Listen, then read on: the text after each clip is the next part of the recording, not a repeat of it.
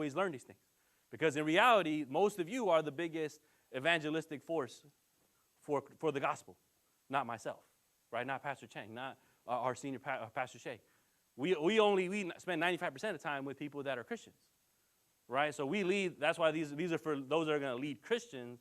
But in reality, all of you are leaders in your workplaces, in your schools, in your friend groups, in your families, right? These are all the same things that you should be taking on into your heart to be able to lead wherever God has you, right? So even though these are qualifications for elders, these are qualifications for every Christian, all right? And so hopefully you enjoy just seeing what this verse has to say. So we have the verse up here. It's 1:8 through 16. So it says, so 1 through 7 ended, and it gave all the things not to do these behaviors. And so it was the negative, but these are the positive ones. So it says, but hospitable, a lover of good, self-controlled, upright, holy, and disciplined. He must hold firm to the trustworthy word as taught, so that he may be able to give instruction in sound doctrine and also to rebuke those who contradict it. For there are many who are insubordinate, empty talkers and deceivers, especially those of the circumcision party. They must be silenced, since they are upsetting whole families by teaching that for shameful gain what they ought not to teach. One of the Cretans, a prophet of their own, said, Cretans are always liars, evil beasts, lazy gluttons. This testimony is true. Therefore rebuke them sharply, that they may be sound in the faith, not devoting themselves to Jewish myths and the commands of people who turn away from the truth. To the pure, all things are pure, but to the defiled and unbelieving, nothing is pure. But both their minds and their consciences are defiled. They profess to know God, but they deny him by their works. They are detestable, disobedient, unfit for any good work. And so in this section, right, he's definitely calling out some people and saying that they got bad behavior. You're supposed to rebuke them sharply. But it's important to understand, these are Christians that he's talking about. Right? It's very important to understand. He's talking about the leaders in their church and the leaders in their community. Where he's like, these are Christians that still are struggling to live out the faith the right way. That's why he put in there, even those of the Jewish circumcision party.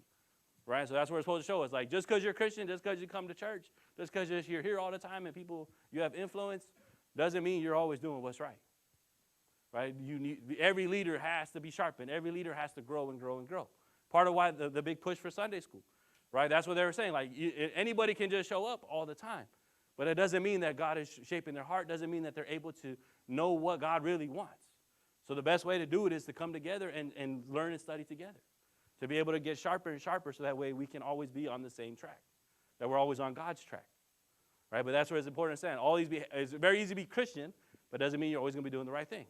Right? You have to keep growing and growing and growing.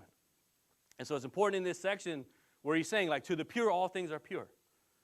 Every time throughout Christian history, you'll always see people keep pushing new and new behaviors, new and new restrictions.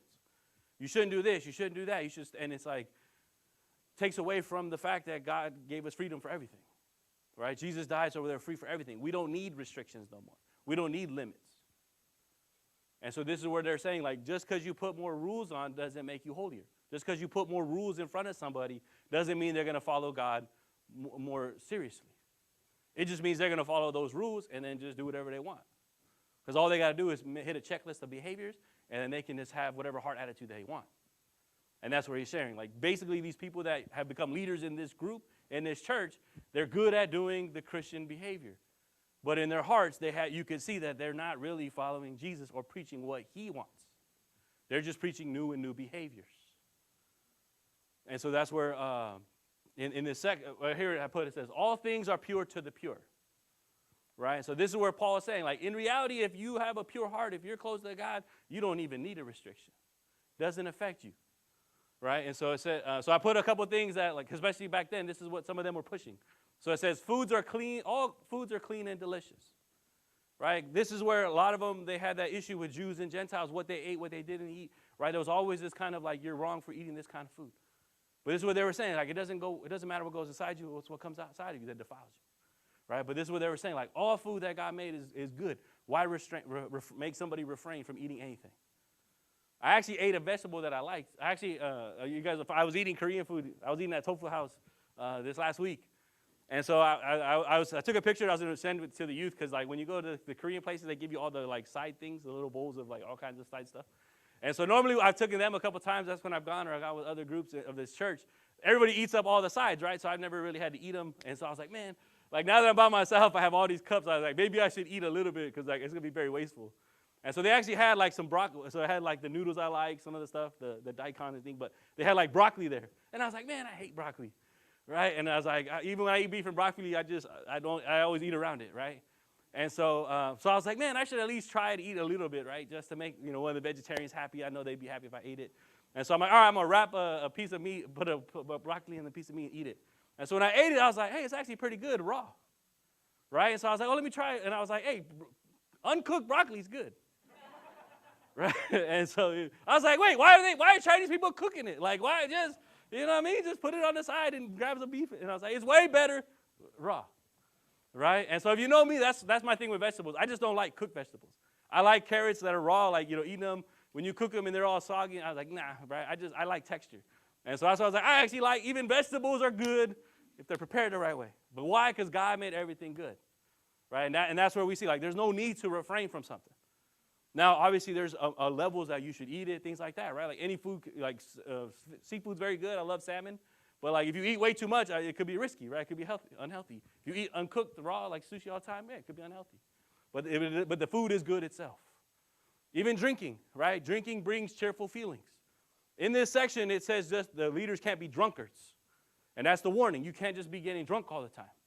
But for the most part, drinking in a social setting where you're having fun, you're cheerful, you're celebrating something, it's not wrong.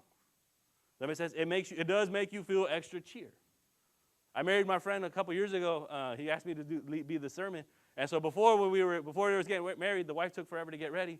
Right? He asked me to have a couple beers with him, and so I was having a couple beers with him and his friends from Sacramento, and we were just telling Army stories. Right? They're like, you knew this guy back then, and so we were just telling all these funny stories, and then all of a sudden they're like, oh, the bride's ready. Like, let's get married. And I was like, okay, let me put my collar on. Right? Like, let me go. And they're like, wait, you're the pastor? Like, you were drinking with us? And I was like, yeah. Like, I had a couple drinks just to celebrate my friend's wedding. And then I did his service, and then it was on a Saturday, and I was going to come back and preach the next Sunday. So as soon as we did his dinner, I didn't drink at his dinner. I had water, and then I just went into my room, my hotel room. They got me and studied, right, and got up early and drove back to church. There was no temptation to get drunk. There was no temptation to go all excess. But it was like I just want to have a good time, cheer with them, have a little blast, just reminiscing. But it wasn't like I wanted to get drunk a lot. Does that make sense? Have you guys ever heard that song called Dusty Bibles? It's a new song. Right, it's this guy's name's Josiah Queen, but he basically sings like, people have dusty Bibles, but their iPhones are brand new and clean, right? So he's singing a song where it's like, you just let your Bible be untouched, but everything else in your life, you maintain and work on it, right? And so in my house, I have probably the most amount of liquor that anybody here, right? I have all these bottles, all kinds of high-quality alcohol and stuff like that, but they're all dusty because I barely touch them. Does that make sense? I don't need restrictions. Nobody needs to tell me I can't drink. I'm just not tempted to. I'm not like seeking to drink a lot. Does that make sense? I just bought one. I was like, oh, there's this cool drink or cool recipe I wanted to try. Tried it once. I'm like, okay, it's just there. That makes sense? But and that's where it's like, yeah, if you're pure, if you're always enjoying what God has for you, you're not trying to escape it. Does that make sense? So you don't need a restriction if you have that pure heart. Gambling, right, adds excitement. Gambling's not wrong. It's pure if you handle it pure. A lot of times between friends, you make bets. I bet you can't do this. I bet you can't do that. Right? Sometimes it's just to help them like overcome their fears. You just make a bet. Does that make sense? It's an encouragement. I made a bet with one of the youth. When we were first playing mahjong, this person just kept losing all the time. Right? So I was afraid that they would quit and not play anymore. Does that make sense? Because it's like sometimes, if you're not winning, you think and I was like, man, I like the relationship. I like, having fun. I like that the group can get together to always play. So I'm going to make a bet that if this person wins, I'm going to have to do something silly and embarrassing. Right? Because I knew that this would motivate this person. This person would want to torture me. Right, as you get back. And so I was like, okay. So I recently lost in mahjong a couple of times, and I had to wear some embarrassing stuff, and it was silly, but like the youth enjoyed it tremendously. They had a lot of fun laughing at me. They FaceTime people. They got their money's worth. Does that make sense? But it was just, why? It was just a bet. My best friend, his mom, right, she's been in my life the whole time since I was a teen. She's been there for me. She's a very good lady, very strong mother. And so for her grandson, she made a bet with him. She's like, I bet you can't wait till you're 21 to drink alcohol. And so he's like, what do I get if I wait? She's like, $1,000 when you turn 21. And so Mexicans, a lot of kids drink when they're in their teens, right? Like that's what we grew up in. My best friend grew up. He drank when he was like in 7th grade. right? So the mom was like, I want my grandson to be better. So she made that bet with him. And he's been resisting it. Like, he just graduated high school this last June, and he hasn't drank at all. And that's his mindset. I want that $1,000. Does that make sense? And that's what I said. To a pure person, using that kind of tool is not improper. Does that make sense? It's just motivation. It's just for fun. It's just exciting. Now, obviously, gambling can get really bad where people are addicted to it and they lose all their money. That's where it's like drinking, the same thing. Eating food, you can have gluttony, all that kind of stuff. Everything can get bad if it's filling the wrong need. But that's where they were saying, like, why put restrictions if you have the pure heart? Have people get a pure heart, then they won't even be tempted by it. There's even beauty is to be admired. A lot of Christians, we talk about lust and how it's wrong and things like that. I'm reading this book. It's called The Glorious Pursuit. I like it. It's a writer I've read before. Me and Frank are reading it. I encourage them to read it with me. But this guy basically talks about, he's like, there are some people that they're like, when they see a woman, they're like, she's so beautiful that it makes them acknowledge God. It makes them worship. And I was like, that's Daddy's life. I was like, that'd be a good pickup line. Like, man, you make me want to worship God even more. Right? And so, but that's what he was saying. Like, you're like, yes, God, man, you can use, I was like, man, yeah, you can use that really negatively. But basically the guy was saying, like, why would you not appreciate beauty? Why is it, the only reason why it's wrong is when you lust after it and want to take it, when you want control of it, when you want it in an improper way. Does that make sense? But to see somebody and appreciate him, you're like, God made that person special. Does that make sense? For you, most of you, that's why, like, the transition between girls that you liked and then the woman that you wanted to marry. Same for women, right? The man that they thought, right? They're like, all these guys are cute, but this is the one I want. And that's what they were saying. Like, you don't need to be restrained from never dating ever. Does that make sense? Because it's like, but it was like, you have to look for the right qualities. You have to want it for the right reason. And so that's what Paul is trying to write to them. If you are pushing for everything for the right reason, then none of these things there will be temptations to them.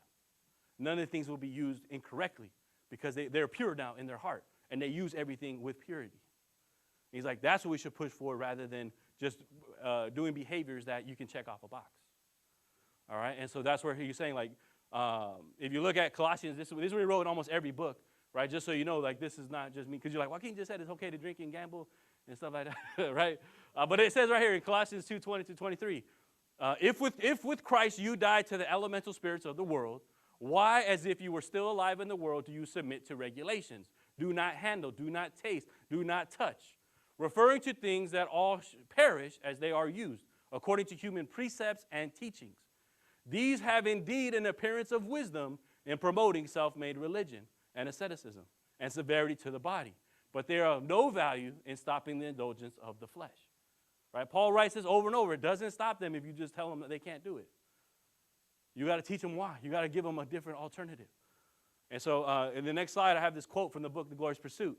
This guy has a really good philosophy where he's like, God does not want detachment. He wants attachment to him. Right? So he's like, instead of just telling people to detach from all these things, attach them to a real love, the best love, the real pure stuff, that then now they'll never want anything else. And so it says, cultivating a taste for satisfaction over gratification takes time, but regularly meditating on God's truth, promises, and beauty, singing songs of worship, connecting with healthy people in a healthy way, looking at nature or the sunset and letting that lead you to stand in awe of the Creator, all gradually train our brains to appreciate the beauty of the Creator, even over that of the created. And so that's where I say, like, there is more to than just deny yourself of this and that, right? And so it is just changing yourself. And so rather than, in many ways in this book, in this section that we're looking at, Paul is writing that these people are denying behaviors, but more, what in reality they're doing is denying Christ. And that's what he's like, that's what we need to address. That is the most important issue. And so it says actions that deny God. And so for these people, they're encouraging to restrain from these behaviors, or restrain themselves from these behaviors, right, in order to earn their salvation, in order to make themselves look good. And so it says human effort to be saved undoes the work of the cross. And that's what he's trying to show them. Like, the more you tell them to resist and the more they can check off that list, it makes it seem like they're the ones responsible for their salvation. That's not how it works. That undoes what Jesus ever did. That's going back to the old system. You're basically wiping away his life. You're wiping away his sacrifice if it's got to be us now overcoming things. And so that's what it says. Refraining from things that will make them holier, that doesn't make them holier. Part of the reason why I chose, like, be able to see somebody with beauty, the whole section of lust, right, we usually get it from Matthew, where he says, even if somebody lusts after a woman, they commit adultery, right? And that's what they were trying to share. Like, just because you're married and you didn't cheat on your wife physically was not enough. He's like, how you treat her, how you love her, how you think about her as only the one that you want to spend your life with. You guys find it funny in that section? Can women lust? Based on that scripture, technically they can, right? Because it's only addressed to men. Men, when you look at women, you lust after them. So it was like maybe all the teen girls just love K-pop bands because they're just great singers and great personalities. It's not about their looks. Am I right? Right? K-pop is just good music. But that's where we see, like, in reality, there's this more than just a refraining from an action. It was, do you really love your husband or wife? Do you really put them first? Are you submitting to each other in a way that's like you put them first? And because this book the reading is basically hitting on the same things of this topic, but that's where he was saying, like, even like defiling the marriage bed, he's like, it's more than just a sexual type of thing. It was like how you treat each other, how you talk to each other, how you respect each other, right? Whereas like if a wife's always putting her husband down when he's not around to her friends, right? Like that's not loving. That's not, like, they're not committed in that way. And that's where he was saying, like, the point of this relationship is to grow to each other where you're not, you just love each other better and better and better. Does that make, and that's where he's like, that's what it's meant to point to Christ, where like you're growing in this way. And so it says restrictions made it harder for people to be saved. And that's where ultimately there was kind of like this, because we can refrain from stuff, we're better. Because we can, because we're not tempted by these things, we're better than you. And that undoes all the work of Christ, where he's like, we're all equal to him. That's why Paul writes, where it's like, there's neither Jew nor Greek, no slave, all these things. Because he's like, they're so easy to make it now competitive, which undoes the work of Christ. And so these people that are pushing more and more restrictions, he actually goes very bold and says these three things about them. They're detestable, disobedient, unfit for good work. Most of us would think just because somebody's legalistic, that's not that bad. Is that fair to say? Right? You'd be like, yeah, that's okay. I mean, like, it's okay to push for stricter behaviors. We'd be like, that's not that bad. But why does Paul write it where it's like, it's detestable, disobedient, and unfit for any good work? That's pretty bold, and that's what I said. He's not talking about non-Christians. That's why I stressed in the beginning. He's talking about all these committed Christians in their church. But yet they're detestable, disobedient, unfit for good work. And that's where it's for, hopefully for us, we understand that it's very important that we have to not deny Jesus. And what does that mean? And so for them, they had a context, right? That meant a lot of things for them, but it still means the same for us. And so in the next slide, we're going to look at signs that we are denying him. And so number one, I basically have the quotes right from the scriptures that are there. A lot of them are Paul's writing, but a lot of them are Jesus. He talks a lot about denying him. This is if you know Jesus' words, he says, if you deny me, I'll deny you in front of our Father in heaven. And so this is where we said, Jesus is not just because you didn't do these regulations, you didn't follow these behaviors. He's more like, did you submit to the Father? Did you follow the Father? Do you trust the Father? Do you live in a way that does not deny him? And so number one, it says unwilling to sacrifice. 2 Timothy will have this big section where it talks about, like, it shows you everything that says what it means that they're denying the faith. And it's usually because they're unwilling to sacrifice. They're unwilling to endure suffering. They're unwilling to endure the bare minimum. Because in Titus, it said a little bit where, like, they're doing stuff for personal gain. There's not enough context, there's not enough historical research that shows us what it was, what they were doing, but that's where we understand. There was something that they were suffering for serving Christ, so then they found a way to make their lives better for themselves. They were unwilling to endure suffering for a while. And that's where he's telling these leaders, like, part of suffering, part of sacrificing for people in the beginning, it pays off in the end. It's only suffering in the beginning. But if you're unwilling to sacrifice, that is a denial of Jesus. Does that make sense? You can say Jesus is powerful, he's Lord and stuff like that, but you have to look at his life and what did he do? He came to sacrifice. He came to be sacrificed. So if we don't do the same, if we're unwilling to sacrifice anything, then we deny him. That's what he cares more about.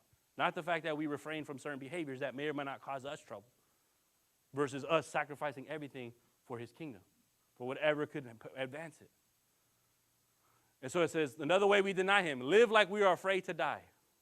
So in Matthew 10-28, that's the section where he basically says, like, those who die with me, will live with me. Those that don't want to die, then they won't live with me. And so for yourselves, like, are you afraid to die? Right? When I do the baptism classes, I always ask one simple question. I always read the verse where it says, like, those that are willing to die, right? he's going to deny them. And so I always ask him, like, if you're going to get baptized, are you willing to die for Jesus right now? I remember the first year that we did baptisms here right after COVID, right? It was like a big group of youth and some young adults. I remember I was teaching one of the youth, and I was like, are you ready to die? And they're like, I don't know. And I know that it's a tough, it's not a yes or no fail, pass or fail type thing. It's just a mindset, right? Like, where are you at right now? Have you thought about this? Because the Christian call can't ask you for your life. And so, the teenager, right? She was sharing, like, well, like, I still want to get married. I still want to do these things. And it's very natural. I get it. But that's the point. Like, if you have to have all these things, if you still want things for your life, you have not really surrendered. You're not really willing to die for Christ. What are you asking him in your life for right now, then? That makes sense? And that's why I encourage her, like, eventually you'll get to that point, but that's for all of us. If we're unwilling to die for this faith, then we deny him. That's what he cares most about. I don't know if you guys know in the news, they're like, Nigeria has like tons of Christians that have died, right? Like, people were saying, like, everybody made a big deal of Charlie Kirk. Nobody talks about the Christians that die in other countries. I think you need to do both. Like, I think you need to talk about all these things, right? I think death across the board should be, like, addressed and acknowledged. But at the same time, it was like, yeah, like, Christians across the world are dying for this faith. For us, are we willing to die? If we're not, then we deny him. That's what he cares about. He's not asking us to die all the time, right? But at the same time, are we willing to actually make that sacrifice? And so that's what the next one says, withhold sharing our goods.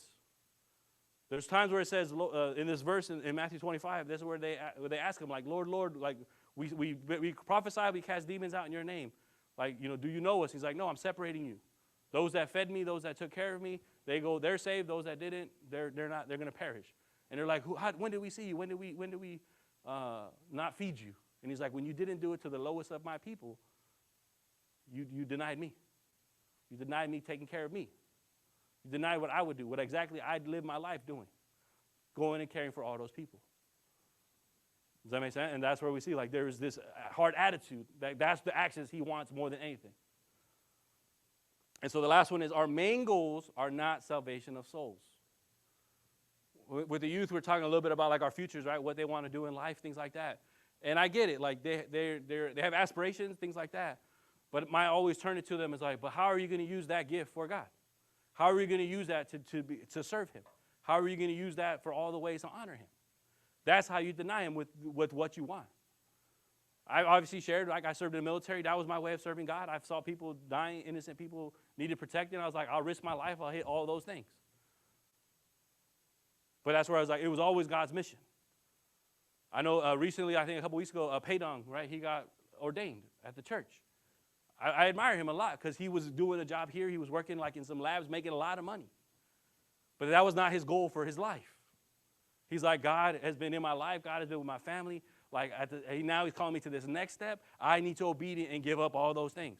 I need to hit all three of those things. The comforts, the safety, all that stuff. I need to give it up to serve God. He's my number one. That's how I live without denying him, by doing what he asked me to do, no matter what it takes. Does that make sense?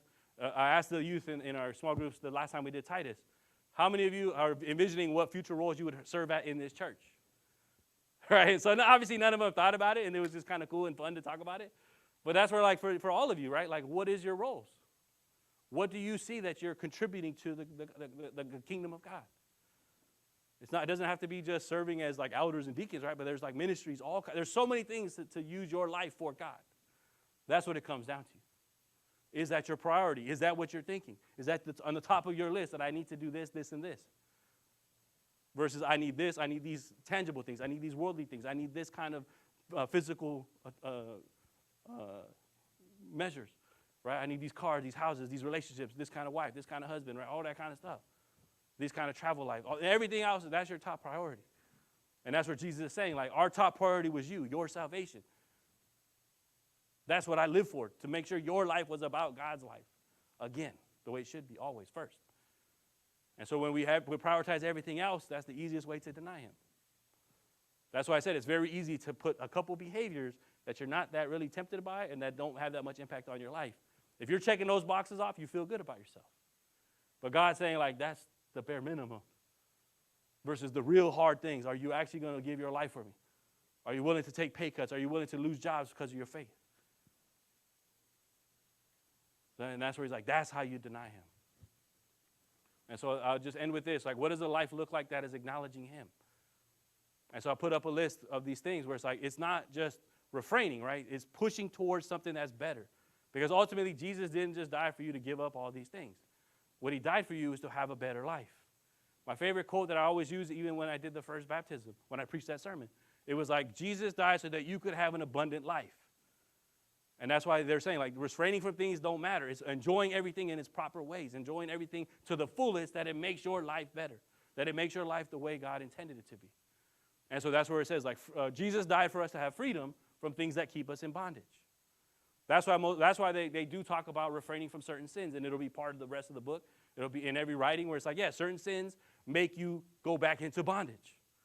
Sin makes you do things that you didn't want to do, that you're asking for help to be free from. If you keep doing it, then you're denying him living. Yes, absolutely, because you're stuck in slavery. And that's why he's like, he didn't die for you to be stuck in slavery. He died for you to be free. And then obviously you need to orientate your life around that. But he died so that we can have a restored relationship with our Heavenly Father. Are we prioritizing our relationship? Are we actually looking to get to know him, get closer to him, do all these things? I like that we're bringing back Sunday school, right? There's a lot of good that can come out of it. But even Sunday school can become a checklist item. So even Sunday school can become a behavior that every Christian does. But if you have an approach to it where, like, I want to know God through this material. So I want to know God more, deeper. I want to know, like, to love more. All these, Sunday school can really sharpen you. And I believe the guys' intentions that are behind it, that's exactly what they want for it. They're not looking for a checklist. They're not looking at just because of COVID's done, we can bring it back. They're looking at it like, we need God more. We want to know him more. We want everybody to know him more. We want to be able to be more united on Christian faith here and beliefs, and then that way we can go further and take it and be stronger evangelists. That's a great goal. But if we come into like, oh, man, I have to come, or I have to be there, then it will be nothing. I was thinking about this even when you read the Bible. A lot of times people say, like, I get nothing out of it. I got nothing out of it. For the most part, I read the Bible just to know God more. I don't expect to get an answer. I don't expect to get extra strength. I'm just like, I know this is the tale of God. This is who he is, what he felt, what he's gone through, what he struggles with, what he gets angered by. I know him more just by reading it. If I read the Bible, right? If you read the Bible every day just to know God more, if that's your only goal, you're guaranteed you're going to know something more about him. Does that make sense? Because that's why I love the relationship thing, where that's where God's saying, like, between man and wife. Like, you could just be married but you could avoid getting deeper and deeper. But the best marriage is the one that just knows each other more and more and more. And so that's where God's like, do you approach our relationship that you want to know me more and more and more? Are you just reading to know me versus just reading to get something from me? Does that make sense? And that's where Jesus is saying, like, I died so that you could know your Father more, so that the veil could be broken, that there's no separation between you, so that you could be one mind like me and him are one mind. That you could be as close as me and him are. That's what he died for, not just for God to give you more. Does that make sense? And that's where it's like, that's why if your mentality is, I want more from God, I want more things, then yeah, you're denying what he actually came for. The sacrificial living to help those in need, right? That's a big, major way that we acknowledge that he died for us. That he saved us, that he's freed us from everything else. Because we don't need security. Most of the time, right, we don't want to give out money, we don't give out certain things because we're like, what if I don't have enough money for this? What if I can't afford that? I'm trying to save up for something for myself, and this and that. And it's like, sacrificial living shows like my submission is to God first. Whatever he wants me to have, whenever he wants me to have it, that's what I want. That's when I'll get it. There's a Bible verse that basically Jesus says, like, you have to give all the time, anytime anybody ever asks you. Right? That's part of the Sermon on the Mount. I love how everybody says you got to turn the other cheek, right? Like, people have memorized certain things, but in the Sermon on the Mount, in that same section, he says, you must give every single time somebody asks you for something. That is a clear as day command versus like drinking, where it's like, it says don't get drunk. But most of us will try to make sure we refrain from not hurting ourselves. But how many of us will ever give away every single time somebody asks? Does that make sense? And that's where it's like, why are we doing behaviors that aren't the majority of what really shows our hearts? But that's where he was saying, like, if you give all the time, that's what God does, right? That's what we expect from him. That's what we appreciate from him, that he's giving all the time. Why would we not do it as well? We deny the fact that he wants to give to everybody in need if we just want to hold on to everything ourselves. We then, again, are looking after ourselves, not submitting to him. We deny him by not giving mercy, by not understanding people, right? By not giving grace. Because if he was all about offering us forgiveness for all things we've done, we have to offer it to everybody else. If we're like completely dependent on his forgiveness for what we've done, then we would be like, I need to forgive everybody else. That's why they say it's so dangerous to, like, they're detestable, disobedient when they make it about you have to earn salvation. Because you really now take away the best part of Jesus, that he offered it to everybody equally. And you deny him by not forgiving the same way he did. And that's why free from the fear of death or harm. If Jesus not only, he gives us eternal life. That's what they say, right? Like death has lost its sting. He conquered death, all these other things. If you're afraid to die, then you don't really believe that he came back. Does that make sense? Because it talks about that, like those that denied that Jesus was resurrected. If you think your only life is right now in the next 10 to 80 years that you might live, then you're basically saying Jesus did not conquer death.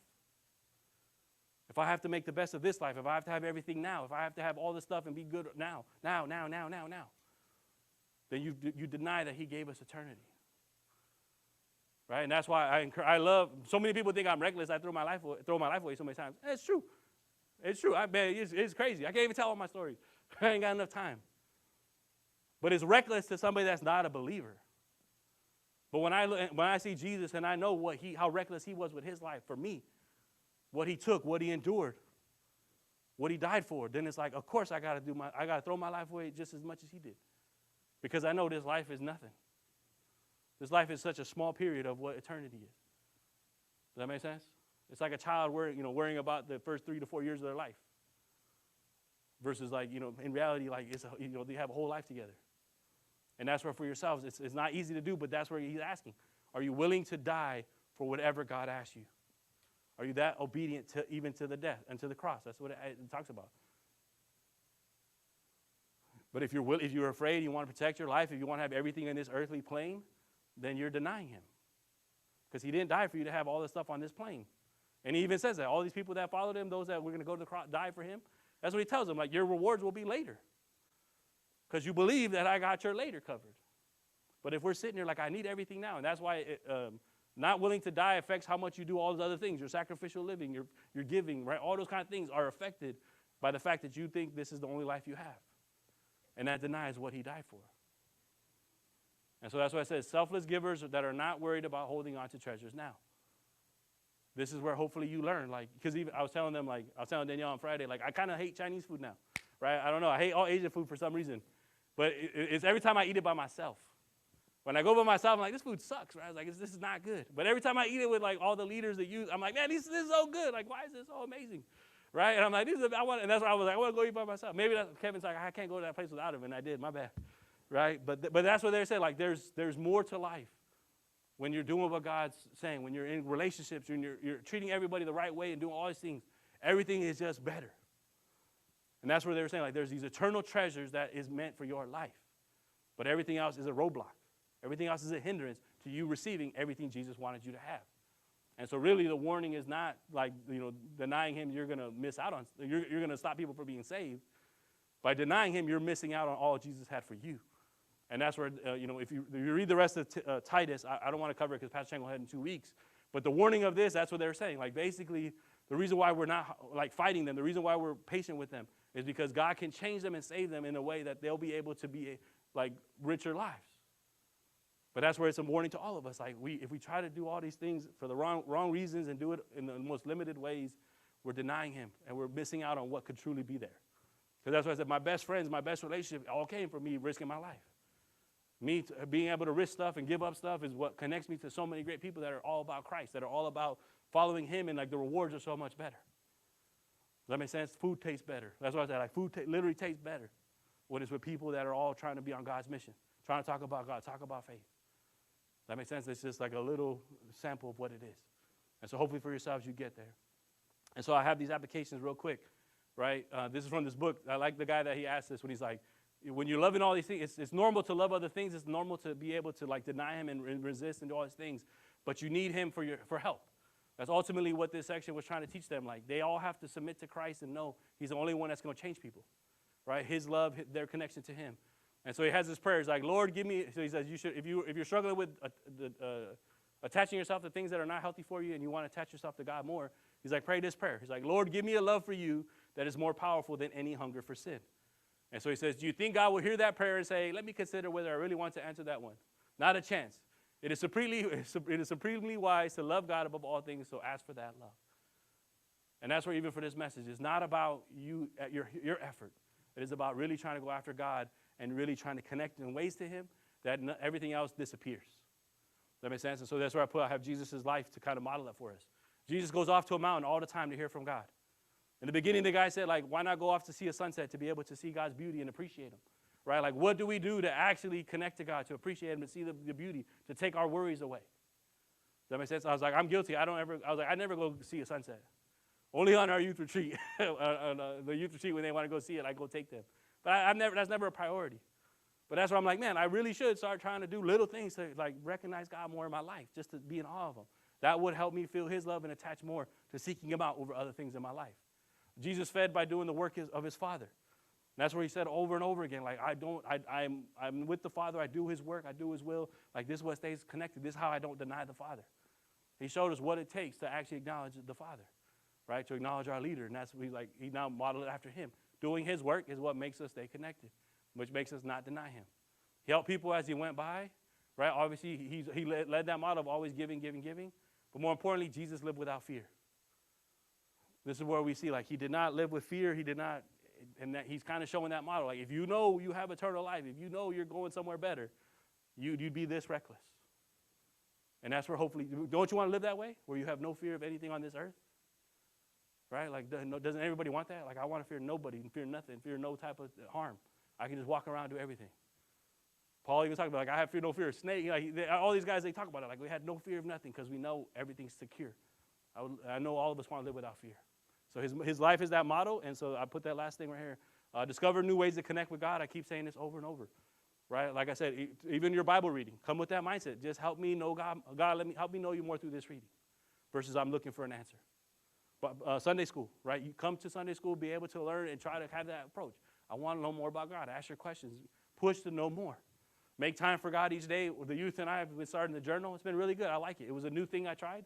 Right, but that's where it said, like, if you really want to not deny him, connect with him at the start of the day and try to live that day for him. If you have that commitment, it'll definitely change your life. And I think it'll change how each day happens.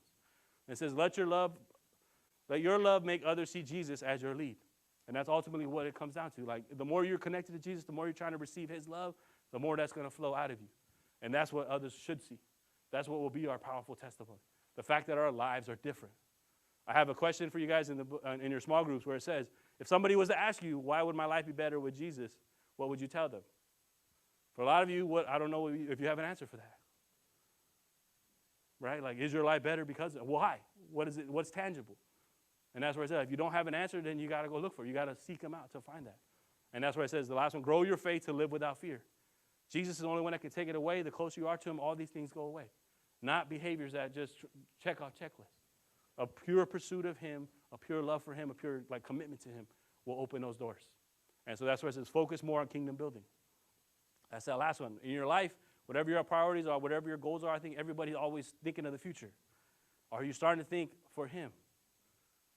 Is your main priority, everything I want, I'm going to ask God and pray for it, but then I got to know, will he answer that if it's for him versus if it's just for me and my kingdom? Does that make sense? And so it's some easy stuff. It's, like I said, just growing closer to God. If you want to talk after, obviously we can't because it's a very deep topic. But hopefully in your lives, you can ask yourselves, you can look at that in your prayer night tonight. Am I denying you, Jesus? Is my actions, my thoughts, my fears, my feelings, denying who you are and what you've done? Or am I actually just really fully embracing it? If it's not, then you know who can do that, and it's only him. It's only you pursuing him. So please join me as we close in prayer then and seek him. Jesus, we just thank you again for just laying down your life and just setting the path in front of us into the greatest path that we could ever walk. You have brought us a love that we don't deserve and that we don't always appreciate, but we know through you and just being closer to you that we can truly grab a hold of the life that you died for. And so we just pray that we're always able to just try to be more intentional with you each day, that we start to think more and more about you before we make any choice or action. How this affects you, how would you feel about it? And how does it either deny you or show that we're following you. We know, and we just pray in those moments that we always can get your strength to be able to do the things that show that we're following you. And so I just pray for our small groups, our times that we can really get in deeper and just talk about how we can get closer and have this heart that you truly desire in us. And so we just pray all this in your wonderful name, Jesus. Amen.